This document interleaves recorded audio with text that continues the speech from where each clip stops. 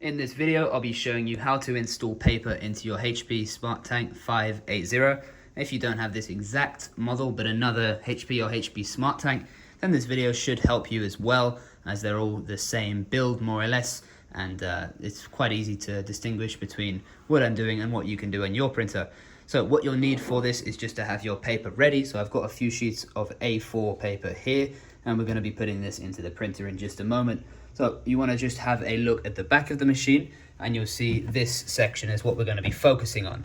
So to take this out, what you need to do is reach from behind, and there'll be kind of a shelf which you can grab onto. You're going to pull this up until it clicks, and then let it fall back. Now this is in the correct position. And you'll also see this protective shield here. So we're just going to pull this forward, and you'll see this slider here, which is going to be a very useful tool for you when installing and removing paper. It's quite important to make sure that you adjust this before putting paper in, as it may cause a paper jam or blockage with the system.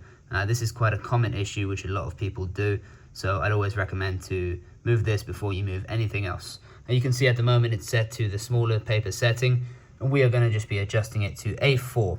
So you want to just slide it over quite easily until it lines up with the A4 there. So this is the correct position for it to be in.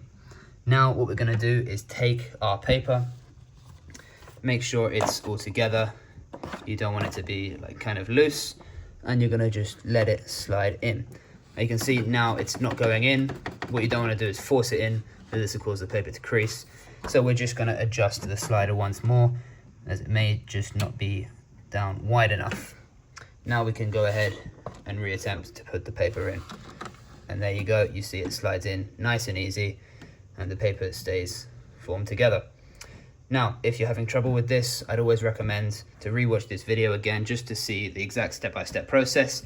If you're still having trouble, then you can go onto the HP website, which they're very informative, and you can have a step-by-step diagram look at, and that will explain exactly what you need to do.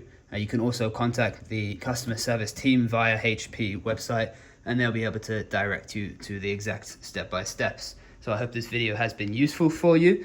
If it has been, please give us a thumbs up and subscribe. And I'd recommend as well to leave any comments if you have any questions, queries or concerns. We'll be sure to check that out as well. And my name is Pat, and this is Printers with Pat. Thank you very much for watching.